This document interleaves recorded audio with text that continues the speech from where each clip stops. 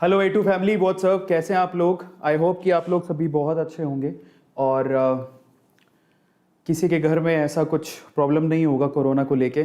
बस ऊपर वाले से यही दुआ है कि आपको कम से कम इन सब प्रॉब्लम्स को झेलना नहीं पड़े। फिर से मैं आपके सामने हूँ एक बहुत इंपॉर्टेंट चीज़ को लेके। मैंने सोचा कि क्यों ना आप लोगों से शेयर की जाए। एक चीज़ मैं आप लोगों से शेयर आज इस वजह से ये जो सेशन है करना चाहता था, आप लोगों से शेयर करना चाहता था, उसके पीछे की वजह क्या मैं आपको बताता हूँ। देखिए, जब घर में, हमारे घर में कभी कोई प्रॉब्लम आती है तो ना उस प्रॉब्लम को फेस करने के दो तरीके आपको देखने को मिलते हैं घर पे। आपने देखा होगा अपने घर पे भी कि जब भी कोई हमारे घर पे प्रॉब्लम आती है तो दो तरह के लोग होते हैं। एक तो उस प्रॉब्लम को लेके रोते रहते हैं और एक दूसरे पे ब्लेम करते रहते हैं, तो ये प्रॉब्लम तेरी वजह से आई है, ये प्रॉब्लम तेरी वजह से आई है, ये प्रॉब्लम की वजह तू है, अगर तू ना होता तो ये प्रॉब्लम नहीं होती। वो सॉल्यूशन नहीं निकालते, वो प्रॉब्लम के लिए दूसरों को ब्लेम करते रहते हैं। वो प्रॉब्लम के लिए दूसरों को ब्लेम करते रहते हैं कि तू इसकी वजह है, तू इसकी वजह है। लेकिन हमारे घर में कुछ दूसरे ऐसे लोग, मैच्योर लोग भी होते हैं जो सिचुएशन को समझते हैं, प्रॉब्लम को समझते हैं और साथ देते हैं, प्रॉब्लम का सॉल्यूशन निकालते हैं। अब वो हम पे डिपेंड करता है कि हम उस घर के सदस्यों में किस में अपने आप को शामिल करते हैं। क्या हम लोग सिर्फ एक दूसरे पे ब्लेम लगाते रहते हैं कि तेरी वजह से हुआ है, तेरी वजह से हुआ है, या फिर हम आगे आके मदद करते हैं, या फिर हम उसका सॉल्यूशन निकालते हैं। तो मैं तो अपने आप को दूसरी कैटेगरी में समझता हूं। ब्लेम गेम का कोई मतलब नहीं है। आज हमारे परिवार को, हमारे हिंदुस्तान को हमारी जरूरत है। हमें आगे आना चाहिए और हमारी सरकार का, हमारे लोगों की मदद करनी चाहिए, बजाय बेवजह की बातें करने के, बेवजह के ब्लेम लगाने के। मैं उन सबसे कहूंगा कि जितना दिमाग आप लोग एक दूसरे को ब्लेम करने में लगा रहे हैं, सुबह तैयार होके आते हैं और फिर दूसरों को और सरकार को बेवजह की गालियां देते हैं या फिर बेवजह की बातें कहते हैं, इससे बढ़िया आप बाहर निकल के 4 लोगों की मदद कर दीजिए, शायद बच जाए कुछ। इससे बढ़िया आप 5 लोगों को फोन करके ये कह दीजिए कि घर पे बैठिए साहब, घर पे बैठिए, मास्क पहनिए, शायद उनकी जान बच जाए, बजाय एक दूसरे के गरियाने के या बजाय एक दूसरे को ब्लेम करने के। आज हमें साथ इकट्ठा होना पड़ेगा, साथ आगे आना पड़ेगा, और साथ आने का मतलब है कि हमें एक दूसरे को सपोर्ट करना पड़ेगा। हमारी सरकार, हमारी गवर्नमेंट जो कह रही है उसका हमें पालना करनी पड़ेगी, तब जाके हम लोग इस सिचुएशन से बाहर निकलेंगे। एक दूसरे को ब्लेम करने से कम बाहर नहीं निकलेंगे। तो आज मैं कोई नेगेटिव बात नहीं करने आया हूं, मैं आप लोगों से हाथ जोड़ के विनती करता हूं। और आज मैंने स्पेशली ये सेशन इसलिए रखा है कि हमें जाने कि कोरोना में कौन एक दूसरे पे ब्लेम कर रहा है और कौन वाकई में इस सिचुएशन में लोगों का साथ दे रहा है। आप देखिएगा, मैं आपको गारंटी देता हूं, यूट्यूब पे बहुत सारे ऐसे चैनल हैं जो कि सो कॉल्ड न्यूज चैनल हैं, वो इतना ब्लेम गेम फैला के रखे हैं, ये सरकार की गलती है, इसमें इसकी गलती है, ये गोदी मीडिया, मोदी मीडिया। इतना अजीब लग रहा है साहब, ये सिचुएशन है कि इन सब बातों की बात करने की। देखिए, मैं आपको पहले ही बता देता हूं कि मैं किसी पार्टी विशेष को समर्थन नहीं करता हूं। मैं सिर्फ एक बात जानता हूं कि हिंदुस्तान मेरा देश है, हमारे देश में यह प्रॉब्लम है और हम सबको मिलकर लड़ना है। आप समझिए, बहुत ज्यादा जरूरी है, और अपना दिमाग लगाइए। बजाय ये कहने कि तू इसमें गलत है, तेरी गलती है, तू गलत है, साहब रुकिए और अपने देशवासियों का साथ दीजिए और मदद कीजिए। और अगर कुछ नहीं कर सकते हैं तो प्लीज कड़वाहट मत फैलाइए, ये बहुत जरूरी है। तो आज मैं अपनी तरफ से एज एन इन्फ्लुएंसर मैं क्या कर सकता हूं, मैं आपको ये बता सकता हूं कि कौन ब्लेम गेम में लगा हुआ है। खैर, उसके बारे में तो हम बात नहीं करेंगे, वो आप सारा दिन ही देखते हो, लेकिन वाकई में इस पूरी सिचुएशन में कौन मदद कर रहा है और कैसे मदद कर रहा है, वो जानना बहुत ज्यादा जरूरी है। और मैं चाहता हूं कि आप लोग जितने भी हैं, मैं यहां पर 4000 लोग अभी देख रहे हैं, मैं आपके चैट्स खोल रहा हूं और मैं चाहता हूं कि आप बताइए कि आप कौन सी कैटेगरी में आते हैं। मैं यहां पर आपके चैट खोल रहा हूं और मैं चाहता हूं आप लिखिए चैट सेक्शन में कि आप कौन सी कैटेगरी में आते हैं। क्या आप हमारे देश की, हमारे परिवार की, हमारे हिंदुस्तान की मदद करना चाहते हैं? और मदद करना चाहते हैं तो आप लिखिए यस। और क्या आप ब्लेम गेम खेलना चाहते हैं, डर्टी पॉलिटिक्स करना चाहते हैं, दूसरों पे ब्लेम लगाना चाहते हैं, सरकार को और उनकी नीतियों को गालियां निकालना चाहते हैं? साहब, नेगेटिविटी तो हर जगह ही फैली है, क्या कोरोना ने कम नेगेटिविटी फैला के रखी है? बताइए आप। हम लोग इतनी बड़ी प्रॉब्लम से निकल रहे हैं, लेकिन लोग, सच में बता रहा हूं, ये कोई गलत चीज नहीं है, बहुत सारे मीडिया वाले, कुछ ऐसे मीडिया वाले हैं, ठीक है, वो सिर्फ चंद पैसों के चक्कर में ये सब काम कर रहे हैं। साहब वही पैसा आपने इन लोगों के लिए हेल्प करने के लिए लगा दिया होता ना, तो शायद ये कंडीशन नहीं होती। और हमें ना रिस्पॉन्सिबिलिटी समझने की जरूरत है। आप इतने समझदार तो हैं, आप खुद ही सोचिए कि हमारे घर में, जब हमारे घर में कोई प्रॉब्लम हो जाए, चाहे हम किसी से कोई भी कड़वाहट रखते हो, मान लीजिए मेरे घर में प्रॉब्लम होती और मेरे भाई से नहीं बनती, या मेरी बहन से नहीं बनती, या मेरे पापा से नहीं बनती, लेकिन अगर प्रॉब्लम है तो मैं प्रॉब्लम के सॉल्यूशन में ध्यान दूंगा या फिर गरियाता रहूंगा, अपने पापा को गालियां निकालता रहूंगा या भाई को गालियां निकालता रहूंगा? बस कीजिए साहब, नहीं बनती नहीं बनती, तुमको सरकार अच्छी नहीं लगती, गवर्नमेंट अच्छी नहीं लगती, छोड़ दो। लेकिन इस सिचुएशन में हमारे परिवार की तो मदद करो। लोग मर रहे हैं साहब, और इन पे ब्लेम गेम मत खेलिए, पॉलिटिक्स मत करिए, कोई फायदा नहीं है। हाथ जोड़ के विनती है, समझदार तो आप भी हैं। अगर हम ही नहीं रहेंगे, हमारा हिंदुस्तान ही नहीं रहेगा, हम जिंदा ही नहीं रहेंगे और यही करते रहेंगे, तो शायद हम जिंदा भी ना रहें, और जिंदा ही नहीं रहेंगे तो फिर किस पे ब्लेम लगाएंगे? समझिए, समझदार तो आप भी हैं। और अगर आपके घर में ऐसा होता तो क्या आप करते? तो मैं आज आप लोगों को 2 कैटेगरी देता हूं, उसके बाद मैं आज के सेशन को शुरू करूंगा और मैं आपको बताऊंगा कि वाकई में कौन इस सिचुएशन में वाकई में हिंदुस्तान का सगा है, कौन इस सिचुएशन में वाकई में हमारे इंडिया की मदद कर रहा है। सामने आ रहे हैं लोग और फालतू की ब्लेम गेम नहीं खेल रहे, कोई पॉलिटिक्स नहीं कर रहे, वो वाकई में सामने आके लोगों की मदद कर रहे हैं। और मैं आप लोगों से पहले पूछता हूं कि आप कौन सी कैटेगरी में आते हो? क्या आप वाकई में हमारे हिंदुस्तान के परिवार की मदद करना चाहते हो, पहली कैटेगरी में आते हो, या फिर सिर्फ आप मजे ले रहे हो घर पे बैठ के, दूसरी कैटेगरी में आते हो? जस्ट राइट डाउन 1 और 2, आप किस में आते हो, पहली कैटेगरी में या दूसरी कैटेगरी में? नंबर 1 और number 2, just write down chat section. उसके बाद हम लोग बात करते हैं, बहुत सारे लोग आए हैं तो देखते हैं। सबसे पहले यस फर्स्ट, ये देखो यहां पर लोगों ने लिखा है पहली कैटेगरी में, पॉजिटिव हूं फर्स्ट कैटेगरी में। हमारे देश को आपकी, हमारे परिवार को आपकी सख्त जरूरत है, और हाथ जोड़ के मेरी विनती है कि आप प्लीज इसका ध्यान रखें और मदद करें, और मदद नहीं कर सकते तो अपने जुबान से कड़वाहट मत निकालें, क्योंकि ऑलरेडी लोग बहुत परेशान हैं, ऑलरेडी लोग बहुत परेशान है। Try to understand. जब इतनी परेशानी हो तो आपकी ये जो कड़वाहट है वो इसमें जहर घोल रही है, आपको अंदाजा भी नहीं है। कई तो मैंने आज चैनल देखे जो इतनी कड़वाहट घोल रहे हैं, मैंने खुद ने उन चैनल से बाहर निकला कि मुझे मत दिखाओ। हमारे परिवार में ही, मैं कहना नहीं चाहता हूं, लेकिन हमारे घर में भी प्रॉब्लम है कोविड की, पर उससे लड़ें, उनको सॉल्यूशन बताएं या सरकार को गरियाएं? और सरकार भी बेचारी क्या करेगी जब लोग ही नहीं मान रहे हैं? क्या आप लोग मान रहे हैं? क्या हमारे हिंदुस्तान के लोग मान रहे हैं? आज भी शादियां हो रही हैं, परमिशन से शादियां हो रही हैं, आज भी पार्टियां हो रही हैं, आज भी हम लोग गैदरिंग कर रहे हैं। यहां पर पुलिस को जा जाके उनको छटाना पड़ रहा है। सोचिए, जब ऐसी हम खुद ही नहीं समझ रहे तो सरकार कहां तक मदद करेगी? आपको क्या लगता है कि आपको लगता है कि सरकार चुन ली, अब सरकार की जिम्मेदारी है, हम तो फ्री घूमेंगे? साहब, कोरोना ये सब नई चीजें देखेगा, कोरोना ये सब चीजें नहीं देखेगा। इसलिए ट्राई टू अंडरस्टैंड कि हमें ब्लेम गेम नहीं खेलना है, हमें अपने हिंदुस्तान की, हमारी फैमिली की मदद करनी है। और मदद करने को आगे आइए, 4 लोगों को समझाइए, बजाय कड़वाहट फैलाने के। इतने ज्यादा फेसबुक पे पोस्ट गंदे गंदे, समझ नहीं आता कि आप लोग क्या कर रहे हो। सोचो कि इतनी बुरी हालत से हम लोग निकल रहे हैं और आप लोग गंदगी फैलाए जा रहे हो। आज से आप लोग याद रखिएगा, अगर आप A2 मोटिवेशन फैमिली से जुड़े हो, हमें बुरी चीज, गलत चीज नहीं फैलानी है, हमें अच्छी चीज के बारे में बात करनी है। कौन हमारी मदद कर रहा है, कौन हमारी मदद के लिए आगे आया है, और कौन वाकई में हमारा दोस्त है, आज उसके बारे में बात कर लेते हैं। चलिए फटाफट से शुरू कीजिए, शुरू करते हैं आज के सेशन को। बताएंगे कितने? ओके, सो आज के सेशन को फटाफट से स्टार्ट करते हैं, ताकि आप लोग समझिए कि वाकई में हिंदुस्तान कितने लोगों से जो कि पॉजिटिव वे में मदद कर रहे हैं उनसे, उनके साथ है, या फिर कितने लोग हैं जो हिंदुस्तान को इस सिचुएशन में मदद कर रहे हैं। चलिए फटाफट से शुरू करते हैं। कोरोना में कौन कर रहा है हिंदुस्तान की मदद, जरा चेक कर लेते हैं। लेकिन उससे पहले एक बार इंडिया के अभी प्रेजेंट के हालत भी आप चेक कर लीजिए कि हम लोग इस सेशन को बार बार क्यों कर रहे हैं, हम लोग क्यों समझने की कोशिश कर रहे हैं। तो चलिए हम लोग फटाफट से शुरू करते हैं। क्या हालात वाकई में इतने खराब है कि हमें अब सिर्फ प्रॉब्लम के सॉल्यूशन के बारे में सोचना चाहिए? तो देखिए, तो सबसे पहले इंडिया के हालात देख लीजिएगा।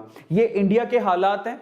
अभी तक कंफर्म्ड केसेस देख लीजिए, 17 लाख, इवन 18 लाख मानिए आप, 18 लाख कंफर्म केसेस हैं ये।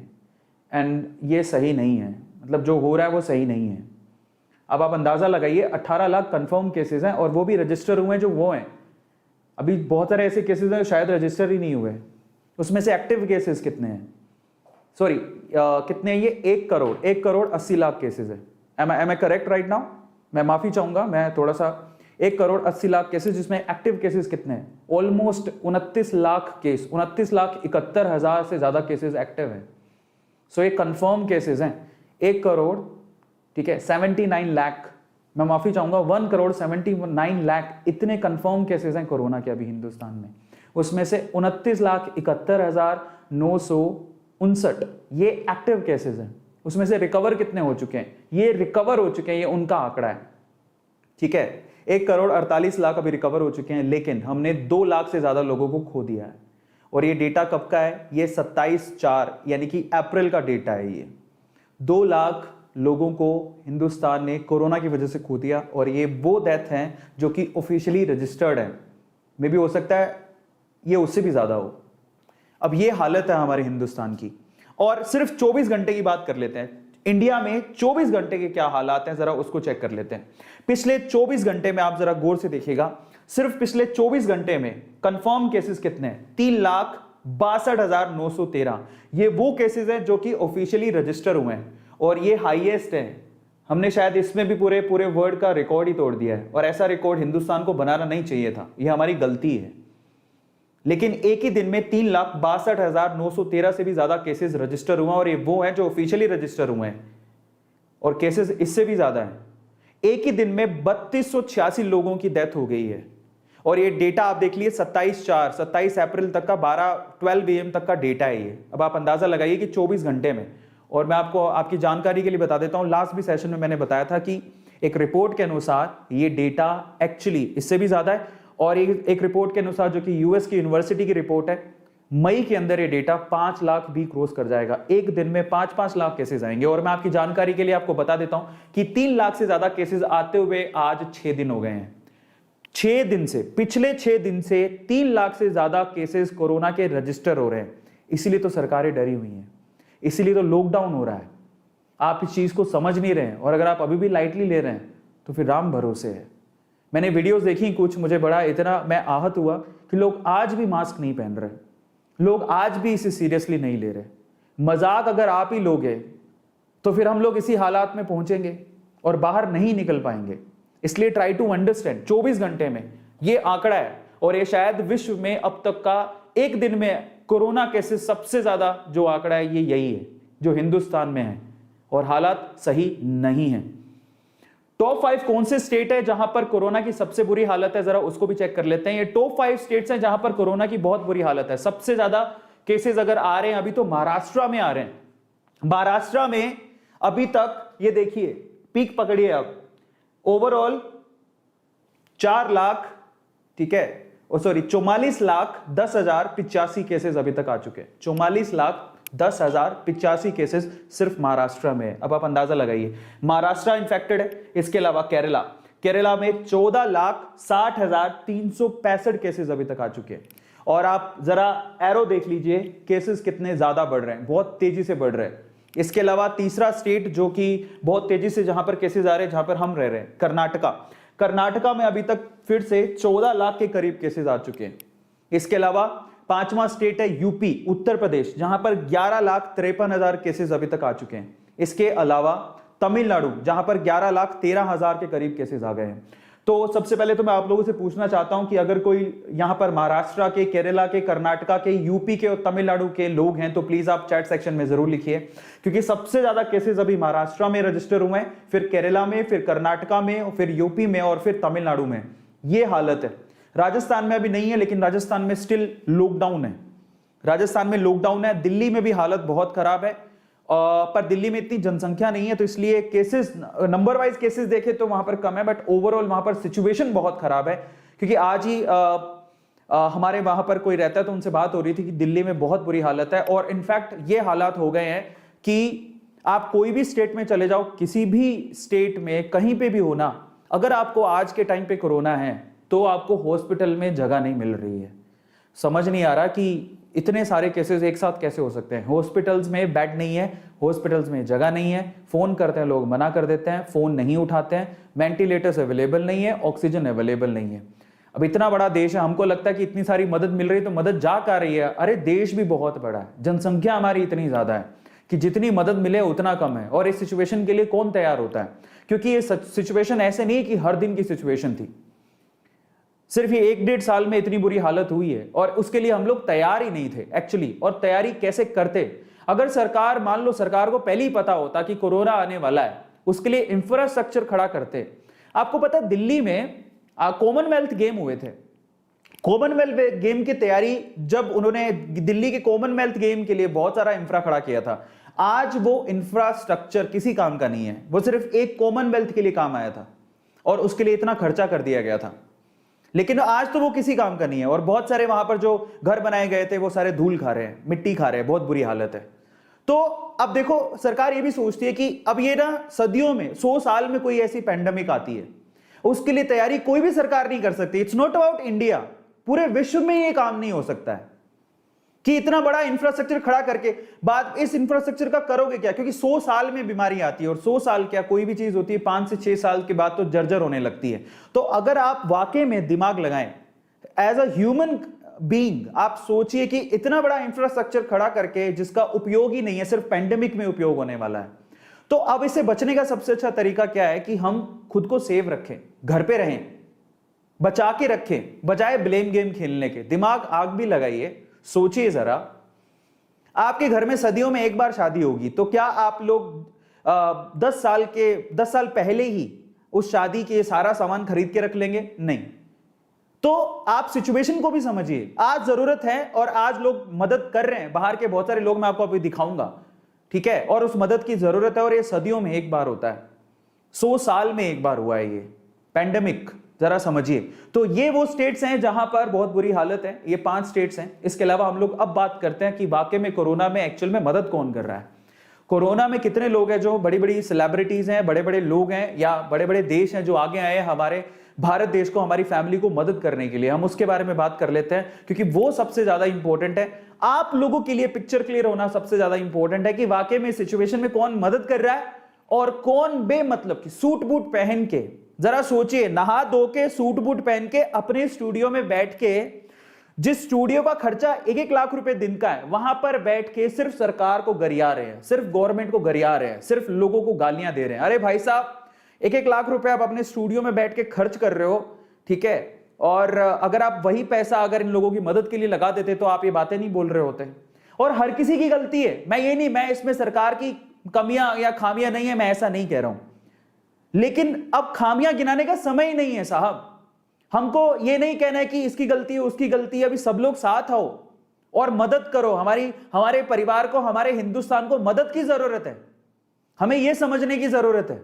तो चलिए आज मैं आपको बताता हूं कि वाकई में कौन बातें नहीं कर रहा है और वाकई में मदद कर रहा है। तो चलिए मैं सबसे पहले नाम लूंगा गूगल के सीईओ सुंदर पिचई।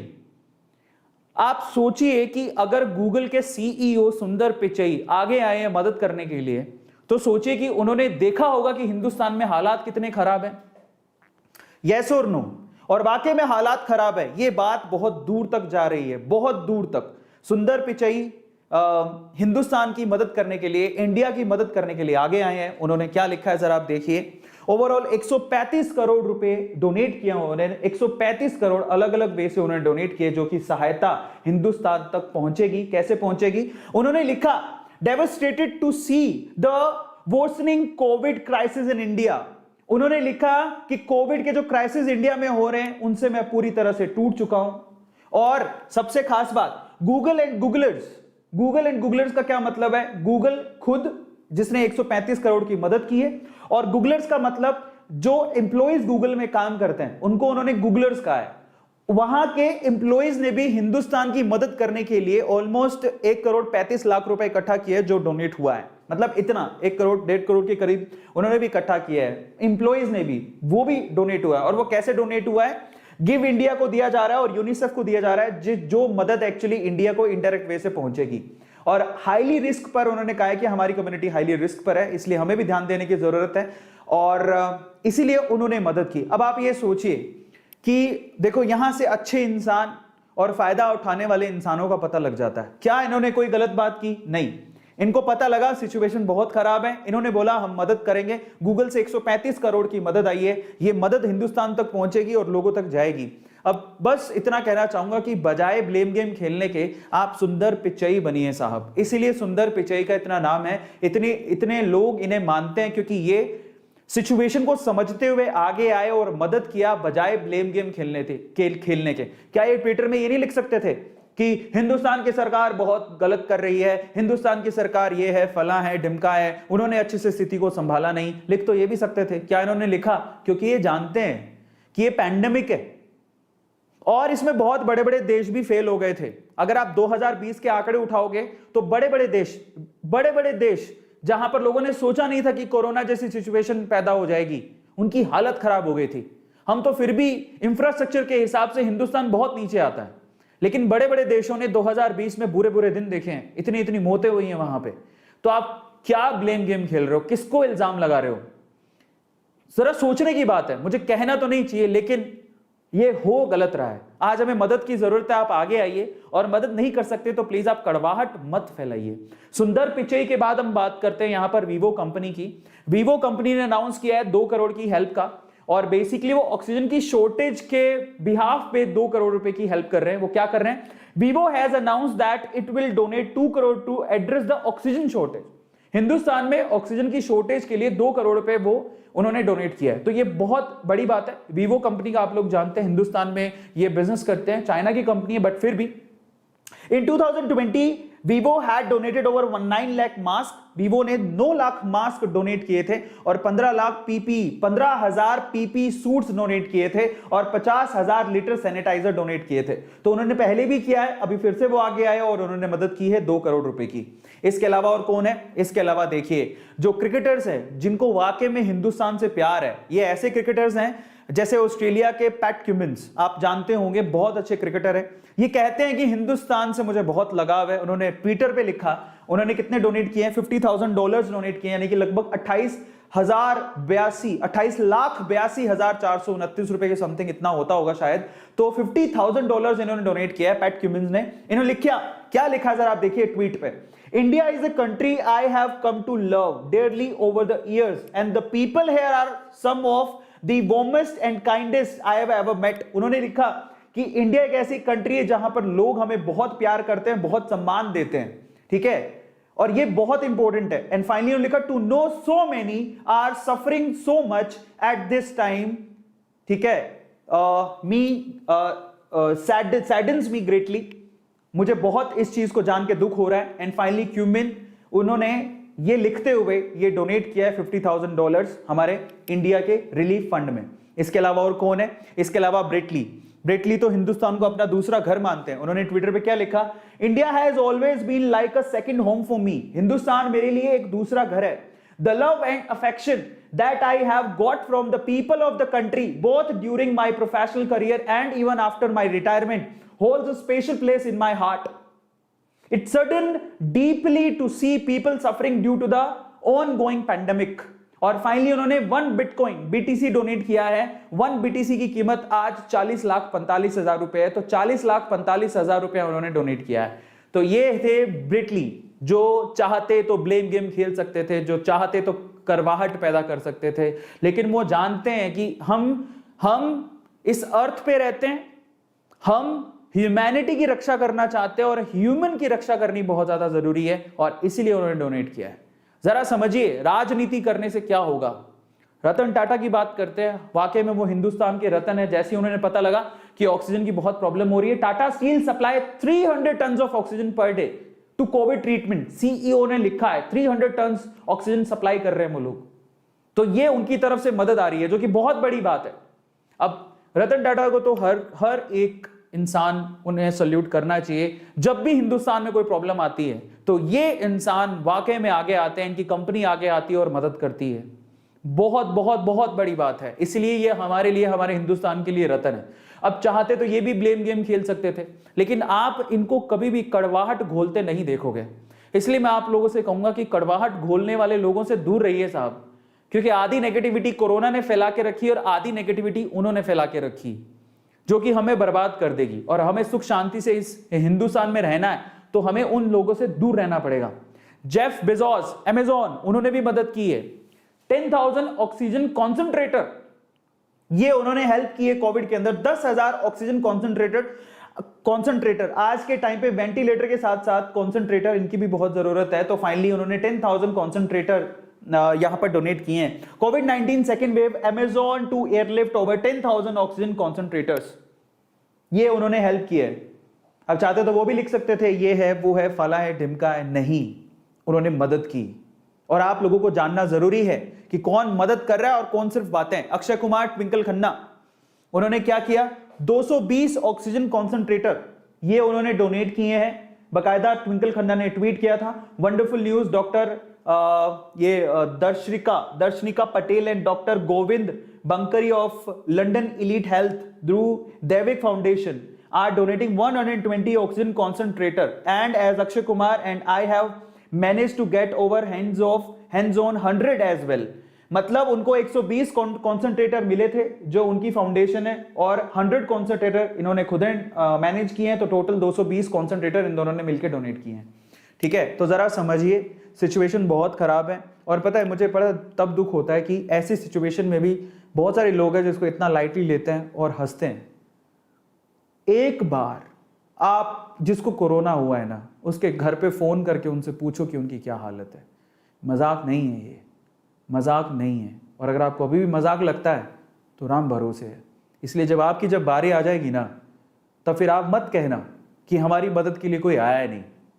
इसलिए समझ जाइए और संभल जाइए। अक्षय कुमार के बाद बात करते हैं सऊदी अरेबिया। सऊदी अरेबिया ने ऑलमोस्ट 10,000 ऑक्सीजन कॉन्सेंट्रेटर इन्होंने भी डोनेट किए हैं, जो कि हमें चाहिए थे। Saudi Arabia to ship 80 metric ton of oxygen to India to meet growing demand.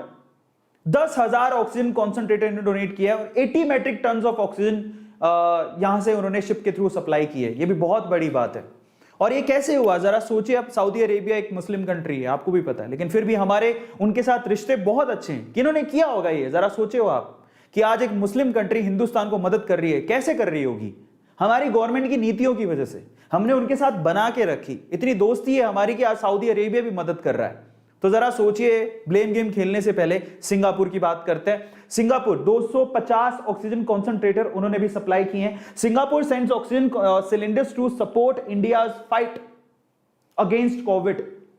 250 वहां से भी आए हैं। इसके अलावा यहां पर यूके की बात कर लेते हैं, यूनाइटेड किंगडम, वहां से 600 मेडिकल इक्विपमेंट्स आए हैं। UK sending vital medical equipments to India at COVID fight. यहां से भी हमें मदद मिली है, जो कि बहुत बड़ी बात है कि यूके से भी मदद आई है। और हांगकांग, चाइना से भी मदद आई है। और इसकी कंफर्मेशन किन्होंने दी है? एक्सटर्नल अफेयर्स मिनिस्ट्री में से हरदीप सिंह पुरी जी ने इसकी इंफॉर्मेशन दी है कि हमें 800 ऑक्सीजन कॉन्सेंट्रेटर हांगकांग से सप्लाई हुए हैं इंडिया को। तो यहां से भी हमें मदद मिली है। इसके अलावा यहां पर एक्सटर्नल अफेयर मिनिस्ट्री में से हरदीप सिंह जी ने 318 Philips oxygen concentrated loaded by Air India at JFK airport, ठीक है, on their way to Delhi जा रहे हैं, उन्होंने इसकी भी जानकारी यहां पर दी है। 318 ऑक्सीजन कॉन्सेंट्रेटर वहां से जा रहे थे दिल्ली की तरफ, उसकी भी जानकारी दी। अब मैं आप लोगों से क्या कहना चाहता हूं, ये लोग हैं और ये चुनिंदा लोग नहीं है, इसके अलावा बहुत सारे लोग हैं जो मदद कर रहे हैं, जो मदद करने को आगे आ रहे हैं। हम जितना डेटा कलेक्ट कर सकते थे मैंने आपको वो इन्फॉर्मेशन दी। मुझसे कोई गलती हो गई तो मुझे माफ कर दीजिएगा, पर मैं अब जो कहने जा रहा हूं उसको ध्यान से सुनिएगा। मैं फिर से कह रहा हूं कि अगर आपके घर पे कोई प्रॉब्लम होती तो उसको देखने के 2 तरीके होते। पहला, आपको ऐसे लोग दिखते जो उस प्रॉब्लम पे दूसरों को ब्लेम कर रहे हैं, और दूसरे ऐसे लोग दिखते जो आपकी मदद कर रहे हैं। आप बताइए कि आपको किन लोगों से ज्यादा प्यार होता? आप जरा सोचिए। ऑब्वियसली वो लोग जो उस प्रॉब्लम में आपकी मदद कर रहे हैं। और ये ऐसा मत सोचिए कि मुझे तो कोविड नहीं है, मेरी तो कोई प्रॉब्लम नहीं है, ये तो हमारे पड़ोसी की प्रॉब्लम है, उसको कोविड है। रुकिए साहब, आपके पड़ोस से निकल के कोरोना आप तक जब पहुंचेगा तब आप किसको ब्लेम करोगे? इसलिए ये मत सोचिए कि ये कोरोना मेरे पड़ोसी की प्रॉब्लम है, मेरी नहीं है। आप तक भी पहुंच सकती है इसकी आंच। इसलिए पहले तो संभलिए, दूसरा इसकी चिंता कीजिए, तीसरा लोगों की मदद कीजिए किसी भी तरह से, जिस तरह से आप कर सकते हैं। पर अगर कुछ नहीं कर सकते तो ब्लेम गेम मत खेलिए साहब, ब्लेम गेम मत खेलिए। मेरी आप लोगों से विनती है, मैं किसी सरकार को, किसी पार्टी को मैं सपोर्ट नहीं करता हूं। मैं पहले ही कह रहा हूं, हम न्यूट्रल हैं। मैं सिर्फ एक बात जानता हूं कि मैं हिंदुस्तानी हूं, मैं हिंदुस्तान का हूं, और हिंदुस्तान का हर एक नागरिक हमारे परिवार का हिस्सा है। इसमें मैं भी आता हूं, आप भी आते हैं, ये सरकार के लोग भी आते हैं, और हर किसी को इस चीज का दुख है। अगर आपको लगता है कि मोदी जी को दुख नहीं है, तो आपको क्या पता कि मोदी जी को दुख नहीं है? अगर आपको लगता है कि ममता बनर्जी को दुख नहीं है, तो आपको कैसे पता कि ममता बनर्जी को दुख नहीं है? आपको लगता है कि अरविंद केजरीवाल को कोई समस्या नहीं है, तो आपको कैसे पता अरविंद केजरीवाल को कोई समस्या नहीं है? मैं आज हर एक पॉलिटिशियन जो कि हिंदुस्तान की केयर करता है, मैं उनके साथ हूं। आपको नहीं पता कि जब लोग मरते हैं तो इन लोगों को दुख होता है साहब। आप ये मत सोचिए कि कोई मरता है तो इनको दुख नहीं है। समझिए, आप इन सबको दुख है। हमारा हर एक पॉलिटिशियन है तो हिंदुस्तानी, और हम कब तक इनको ब्लेम करते रहेंगे? और ये लोग अपनी अपनी तरफ से पूरी कोशिश कर रहे हैं। क्या आपको लगता है कि ये लोग कोशिश नहीं कर रहे? ये लोग पूरी कोशिश कर रहे हैं कि इसको संभाला जाए, बट हम लोग इनकी मदद कर रहे हैं क्या? जरा सोचिए कि हम लोग इनकी मदद कर रहे हैं क्या? ऐसे बहुत सारे चैनल्स हैं जो कि सारा दिन इन सरकारों को गरियाते रहते हैं। साहब रुक जाइए, ये भी इंसान है, ये भगवान नहीं है। आपने इनको चुन के भेजा, गद्दी पे बैठे हैं। जरा आपको ये लगता है कि चुन के भेजा है, गद्दी पे बैठे हैं तो इनके पास बहुत पावर है। अरे कोरोना के आगे सारी पावर फेल है साहब। किस पावर की बात कर रहे हो आप? कोरोना वायरस के आगे कोई पावर नहीं है। अब बचा सकता है तो हमारी समझदारी। ये ऐसी चीज है जिससे अगर बचना है तो हमें साथ रह के चलना होगा, ब्लेम गेम नहीं खेलना होगा। इस चीज को समझने की जरूरत है। और बहुत सारे यूट्यूब, मुझे बड़ा दुख होता है, बस उनको बोलना क्या आया, वो आते हैं कैमरे पर और बोलना शुरू कर देते हैं। आप बोलिए, मना नहीं है, लेकिन आप सपोर्ट करिए, वो बहुत ज्यादा जरूरी है। लोगों को आपकी मदद की जरूरत है, लोगों को आपके साथ की जरूरत है, आपके ब्लेम गेम की जरूरत नहीं है। कड़वाहट तो पहले से ही कोरोना ने फैला के रखी है, समझिए इस चीज को। और मैं आप लोगों से विनती करता हूं कि ऐसे जो कड़वाहट फैलाते हैं ना, ऐसे लोगों को आप सपोर्ट भी मत करो। हम लोग ऑलरेडी नेगेटिव सिचुएशन में हैं, इनसे हमें बाहर निकलना है, इस दलदल में घुसना है। आप बताइए मुझे, क्या इनसे हमें बाहर निकलना है या फिर दलदल में घुसना है? प्लीज बताइए मुझे, आपसे मैं पूछ रहा हूं। मैं आपके चैट्स फिर से खोलता हूं और मैं चाहता हूं कि आप लोग मुझे बताइए कि क्या इस दलदल से आप बाहर निकलना चाहते हो या फिर इस दलदल में और धंसना चाहते हो? और अगर आप इस दलदल से बाहर निकलना चाहते हो तो मेरी हाथ जोड़ के आपसे विनती है कि आप उन लोगों को सपोर्ट मत करिए जो कि सिर्फ और सिर्फ कड़वाहट फैला रहे हैं। आप न्यूज दिखाइए, लेकिन जेन्युइन होके दिखाइए। आप देखो, हर एक इंसान समझदार है, आप सामने वाले को देख के समझ जाता है। और अगर हम लोग ये जो गद्दी पे पॉलिटिशियंस बैठे हैं, चाहे जो भी हो, चाहे वो कांग्रेस का हो, चाहे वो बीजेपी का हो, चाहे आम आदमी पार्टी का हो, चाहे कोई भी हो, वो पहले इंसान है, वो पहले हिंदुस्तानी है, वो पहले इंडियन है। उनको भी दुख होता है साहब, वो भी इंसान है, वो भी नॉर्मल इंसान थे, बाद में आपने जितवाया और वो कुर्सी पे बैठे हैं और उनको भी चिंता हो रही है। अरे ऐसी हालत में तो किसी को भी चिंता होगी, लोग मरेंगे तो क्या उनको चिंता नहीं होगी? और क्या आपको लगता है कि ये गद्दी पर सारी उम्र बैठे रहेंगे? उनको भी पता है कि 5 साल बाद फिर से चुनाव होंगे, उनकी गद्दी चली जाएगी। अभी हाल फिलहाल सिर्फ और सिर्फ एक ही बात सोच रहे कि हिंदुस्तान को कैसे बाहर निकाला जाए, हिंदुस्तान को कैसे बचाया जाए। और आप समझिए, हर किसी को यह समझने की जरूरत है। और इसीलिए मैं आप लोगों से कहता हूं, मेरी हाथ जोड़ के विनती है कि अगर किसी का अच्छा नहीं कर सकते, किसी का बुरा मत करो, किसी का बुरा मत करो। और आप गवर्नमेंट का सपोर्ट करो। आपके स्टेट में कोई भी गवर्नमेंट हो, चाहे वो बीजेपी की हो, चाहे आम आदमी पार्टी की हो, चाहे कांग्रेस की हो, अरे यार अलग अलग पार्टियां हैं, है तो हिंदुस्तान की ना, है तो हमारे इंडिया की ना। हमें साथ मिलकर चलना होगा कि नहीं? और हमें अपनी सरकारों को सहायता भी करनी होगी। एक और बात बताऊं, आप मानो नहीं मानो, ये बहुत बहुत अजीब सी चीज हिंदुस्तान के साथ अचानक से हो गई है। और हम लड़ते रहते हैं आपस में, इसका फायदा हमारे दुश्मन उठा रहे हैं। हम लड़ते रहते हैं, इसका फायदा दुश्मन उठा रहे हैं। लड़िए मत साहब, हम हिंदुस्तानी हैं। आप आम आदमी पार्टी के हो क्या? आप कांग्रेस के हो क्या? आप बीजेपी के हो क्या? नहीं, आप पहले हिंदुस्तानी हो। आप बीजेपी के नहीं हो, आप कांग्रेस के नहीं हो, आप आम आदमी पार्टी के नहीं हो, आप टीएमसी के नहीं हो। अब रुक जाइए साहब, ये पार्टियां हैं। हिंदुस्तान पहले आता है कि ये पार्टियां पहले आती हैं? हिंदुस्तान पहले आता है। इसलिए हमें समझने की जरूरत है, हिंदुस्तान को बचाइए, वो बहुत इंपॉर्टेंट है। इसलिए ब्लेम गेम खेलना छोड़िए। मेरी आप लोगों से यही रिक्वेस्ट है, और हर किसी को अपनी गवर्नमेंट का साथ देना है। आपके स्टेट में कोई भी गवर्नमेंट है, प्लीज आप उनका साथ दीजिए, और अगर कुछ नहीं कर सकते तो शांति से घर पे बैठिए।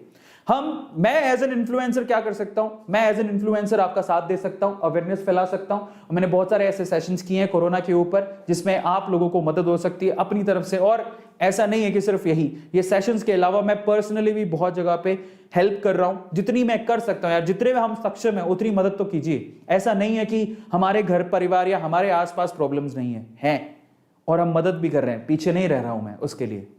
पर मैं शो ऑफ नहीं करना चाहता हूं इसमें।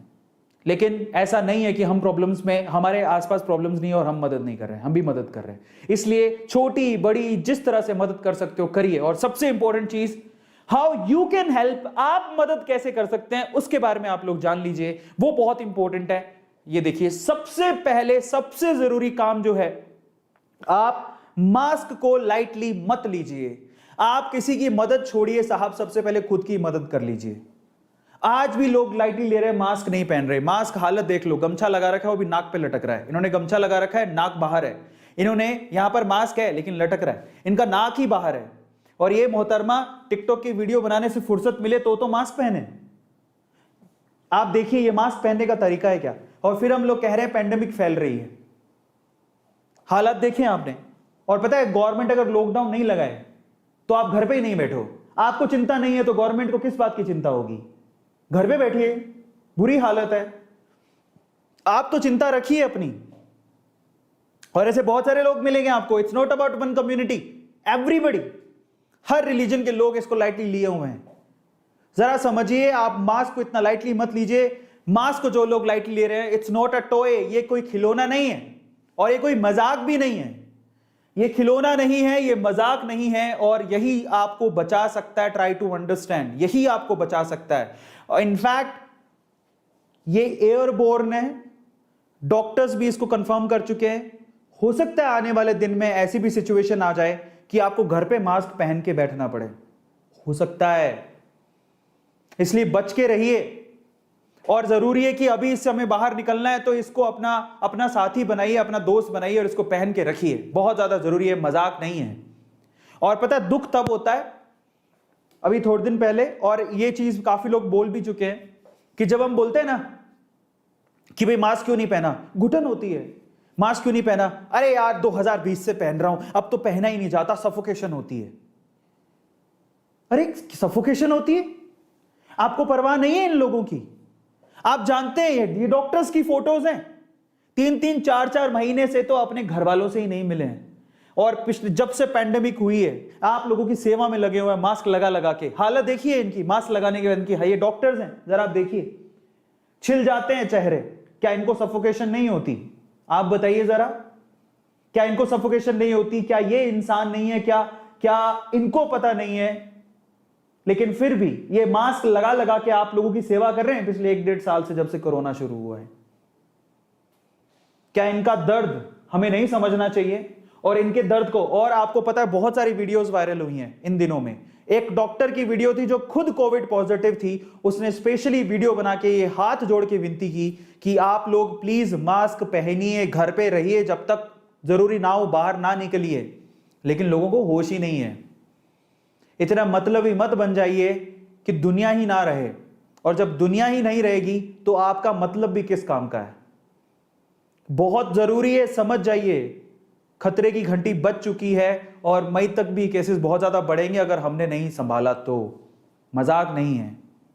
और इसीलिए मैं आप लोगों से कहूंगा, for the sake of these doctors, कईयों की फैमिली में डॉक्टर्स होंगे, उनके मोम डैड कई दिनों से घर पे ही नहीं आए होंगे, उनके दुख दर्द को समझिए साहब, समझिए इनके दुख दर्द को। एक डॉक्टर का मैंने वीडियो देखा था, and she was literally crying. Mumbai का वो वीडियो था, अगर आपने देखा हो तो। वो डॉक्टर साहिबा रोने लग गई थी कैमरे के ऊपर। उन्होंने कहा कि ऐसे दिन, ऐसी सिचुएशन हमने कई सालों में कभी नहीं देखी जो आज है। मुंबई की हालत, दिल्ली की हालत है, मेट्रोपॉलिटन 2 सिटीज की हालत तो बहुत खराब है। नहीं यकीन तो आप, कोई रहता है आपका मुंबई में या दिल्ली में, फोन करके पूछ लो। इतनी खराब है कि लोगों को ना वेंटिलेटर मिल रहा है, ना ऑक्सीजन का सिलेंडर मिल रहा है। उसका कारण क्या है? बहुत ज्यादा केसेस हैं। आपको लगता है मदद आ रही है, अरे केसेस, आपको पता है जनसंख्या कितनी है भारत की? 131 करोड़, अभी तो 138 करोड़ हो गई है। 138 करोड़ की जनसंख्या है। अगर ये इस हिसाब से फैलता रहा और सभी इंफेक्टेड हो गए तो हमारे पास इतना इंफ्रास्ट्रक्चर है ही नहीं, किसी देश के पास नहीं है। कहां से आएगी मदद? और मदद आएगी तो पूर्ति कैसे होगी? ये मजाक लगता है हर किसी को ना। हिंदुस्तान, ऐसा लगता है कि हिंदुस्तान चलाना एक बहुत आसान काम है। नहीं है, बहुत बड़ा देश है। आपको लगता है सरकार चुन ली, बहुत पैसा है, वो हर कुछ कर देगी? इतना आसान नहीं है। इतना आसान होता तो बहुत सारी सरकारें आई और गई। इतना आसान होता तो हम लोग कहां के कहां पहुंच जाते। क्योंकि हमारे साथ बहुत सारी हमारी, ये it's not about the government. हमने जो चीज, जिस तरह से चीजें बनाई है ना, वही हमारे लिए कभी कभी समस्या पैदा कर देती हैं। यहां पर चीजें इतनी आसानी से इंप्लीमेंट नहीं होती है जितनी चाइना में होती हैं। हम एक लोकतांत्रिक देश में रहते हैं जहां पर अगर कुछ भी करना हो तो हमें पूछना पड़ता है। और चाइना में क्या होता है? चाइना में लोकतांत्रिक सरकार नहीं है। अरे आपको पता होना चाहिए, जाके हिस्ट्री पढ़िए। और अगर वहां की सरकार को उसके देश के लिए कुछ भी करना है तो फिर लोगों की नहीं सुनती है। ये होगा तो होगा, चाइना में ऐसा है, हिंदुस्तान में नहीं है। हिंदुस्तान में अगर कुछ भी करना है तो 100 बार 100 लोगों से कमेटी बिठा के पूछना पड़ता है। और ये लॉकडाउन की जब बात होती है तो भी 100 लोगों से मीटिंग करके पूछना पड़ता है। उसके बाद लगाने के बाद भी लोग सहायता नहीं करते और फिर बोलते हैं हमें फ्रीडम चाहिए, हमें फ्रीडम चाहिए। अरे क्या हो रहा है ये? फ्रीडम के नाम पे आप क्या ये चाहते हैं कि हम लोग गर्त में चले जाएं और कोरोना हमें निगल ले? और अगर नहीं चाहते तो प्लीज बच के रहिए इससे। और सरकार की मदद करिए, क्योंकि सरकार आपके बिना नहीं चल सकती है, आपकी मदद के बिना भी नहीं चल सकती है। इस चीज को समझ लीजिए। इसलिए ये मत सोचिए कि नहीं ये तो बीजेपी का, हम इसकी मदद नहीं करेंगे, नहीं ये तो कांग्रेस का, हम इसकी मदद नहीं करेंगे, नहीं ये तो आम आदमी पार्टी का, हम इसकी मदद नहीं करेंगे, नहीं ये तो टीएमसी का, हम इसकी मदद नहीं करेंगे। आज ये सरकारें नहीं है, आज हिंदुस्तान है, हिंदुस्तान की फैमिली है। भूल जाइए सरकारें हैं या ये पार्टी का बंदा है। नहीं साहब, आज हमें मदद की जरूरत है। आप लोगों को बाहर आना पड़ेगा। बाहर इस तरह से नहीं आना पड़ेगा। आप बाहर मत निकलिए। बाहर आने का मतलब अपने इस ईगो से बाहर आना पड़ेगा और हमें लोगों की आगे बढ़ चढ़ कर मदद करनी पड़ेगी, तभी हम लोग ये जंग जीत पाएंगे, नहीं तो हार जाएंगे। और अगर हार गए तो हमारी आने वाली जनरेशन कभी भी इस चीज को माफ नहीं कर पाएगी। पता नहीं जनरेशन आएगी भी कि नहीं, क्योंकि बहुत कुछ खो देंगे हम। समझिए, सिचुएशन बहुत क्रिटिकल है। ऐसे ही नहीं कहा जा रहा और ऐसे ही नहीं बोला जा रहा। इससे ज़्यादा मेरे पास शब्द नहीं है समझाने के लिए, लेकिन एज एन इन्फ्लुएंसर मैं जितना कह सकता हूँ आपसे, मैं वो बात बोल रहा हूँ और आप लोगों को समझने की ज़रूरत है। मेरा हाथ जोड़ के विनती है कि आप लोग आगे आएँ और लोगों की मदद करें, बजाय हंसने के। इस चीज़ को अगर आप लोगों ने सीरियसली नहीं लिया तो कुछ नहीं हो पाएगा। मुझे बड़ा दुख होता है कि जब हम मदद करने की सोचते हैं, इसमें भी लोग पता नहीं अलग अलग सा मतलब निकाल लेते हैं। यहाँ पर कोई लिख रहा है कि आप पॉलिटिक्स में जा रहे हो क्या? मुझे जाना ही नहीं है, पर आप अपनी सोच को सुधारिए। आज कोरोना की बात हो रही है, आज हमें अपने आप को बचाना है और आज भी हम लोग दूसरों का ब्लेम गेम खेल रहे हैं, दूसरों का मतलब निकाल रहे हैं। समझदार बनिए, हिंदुस्तानी होने के नाते सोचिए। आज देश ही नहीं रहेगा तो फिर आप ये बातें कहाँ लेके जाओगे? इसलिए बचने और बचाने की ज़रूरत है। और आप पूरे दिन में सुनिएगा, अगर आप किसी मेट्रोपॉलिटन सिटीज़ में रहते हैं ना, एम्बुलेंस की आवाज़ आपके रोंगटे खड़ी कर देगी। एम्बुलेंस की आवाज़ जब आती है तो दिल ऐसे धक धक करने लगता है कि ये क्या हो रहा है। इतनी फ्रिक्वेंटली एम्बुलेंस की आवाज़ मैंने कभी नहीं सुनी। हर आधे घंटे में एम्बुलेंस की आवाज़ आती है। समझ रहे हो इसकी? आज फैल के आपके घर तक भी पहुंच सकता है अगर आपने अभी भी ये सब चीज़ें बंद नहीं करी तो। कई लोगों को मजाक ही लगता है बस ये बात। जिस दिन आपको होगा तो आपको समझ में आएगा। इसलिए नहीं हो तो बेहतर है, भगवान से यही दुआ है। आप हंस रहे हो इस बात पे तो भी आपकी मर्जी है। मैं तो आपसे ऊपर वाले से यही दुआ करूंगा कि आपको भी ना हो, लेकिन आप लोगों को सद्बुद्धि दे ऊपर वाला, बस इतना कहूँगा। बुद्धि दे, दिमाग दे कि हमें अब ब्लेम गेम नहीं खेलना है। अभी हमें वाकई में हमारे हिंदुस्तान को ज़रूरत है और बहुत लोगों ने किया है। मैं उनको दिल से सलाम करता हूँ। मैं अगर उनको इंक्लूड नहीं कर पाया तो मैं माफ़ी चाहूँगा, बट आज हमें साथ में आने की ज़रूरत है। और मैं आप लोगों से सिर्फ लास्ट में ये कहना चाहूँगा, प्लीज़ मास्क पहनिए। If they can wear it for a whole day to save you, अगर ये डॉक्टर्स पहन सकते हैं पूरे दिन ये मास्क, तो आप क्यों नहीं पहन सकते हो? ये तो आपकी जान बचाने के लिए पहन रहे हैं और आप अपनी जान बचाने के लिए नहीं पहन सकते हो। We can wear mask, it at least when we are outside, हमें जब भी बाहर निकलना हो, हाथ जोड़ के विनती है, मास्क पहनिए, मास्क लीजिए, मास्क पहनिए और अच्छे से पहनिए, उसको पूरा कवर करिए, अपने नाक और मुंह को तो स्पेशली कवर करिए। हाथ जोड़ के विनती है आपसे, हाथ जोड़ के विनती है आपसे। इस चीज को हमें समझना होगा। और अगर भी अभी भी हम लोग नहीं जागे और इस मास्क को अपना दोस्त नहीं बनाया, और एटलीस्ट अगले 10-12 दिन तक तो प्लीज, जब जरूरत तो तभी बाहर निकलिएगा, अदरवाइज बाहर मत निकलिए, क्योंकि सिचुएशन ठीक नहीं है। ये मेरी हाथ जोड़ के आप लोगों से विनती है। और लास्ट बट नॉट लीस्ट, अगर हम किसी की मदद नहीं कर सकते तो हाथ जोड़ के विनती है, कड़वाहट मत फैलाइए, मत फैलाइए। और मैं चाहता हूं कि जितने भी लोग मेरी वीडियोस काटते हैं या मेरी वीडियोस के कट निकाल के अपने चैनल पे डालते हैं, तो मैं लास्ट में सिर्फ इतना मैसेज देना चाहता हूं, it's not about any party. ये किसी पार्टी के बारे में या किसी गवर्नमेंट के बारे में या किसी सरकार के बारे में नहीं है। ये हमारे हिंदुस्तान के बारे में है, हमारे हिंदुस्तान के देशवासियों के बारे में है। हम लोग जिंदा ही नहीं रहेंगे तो हम कहाँ जाएंगे? ज़रा समझिए और इसको सीरियसली लीजिए। मास्क पहनिए, ज़रूरत हो तभी बाहर निकलिए, नहीं तो मत जाइए कहीं। अपनी सरकार का साथ दीजिए, वो कोई रूल्स रेगुलेशंस बना रहे तो उसका साथ दीजिए। और अगर कुछ नहीं कर सकते तो कड़वाहट मत फैलाइए, ब्लेम गेम मत खेलिए। बस इसी मैसेज के साथ भगवान आपको सेफ रखे, सुरक्षित रखे, ऊपर वाला आप पर अपनी दुआएं, अपने रहमो करम बनाए रखे। सिर्फ यही कहूँगा, अपने आप को सुरक्षित रखिए और अपने आप को बचा के रखिए। धन्यवाद।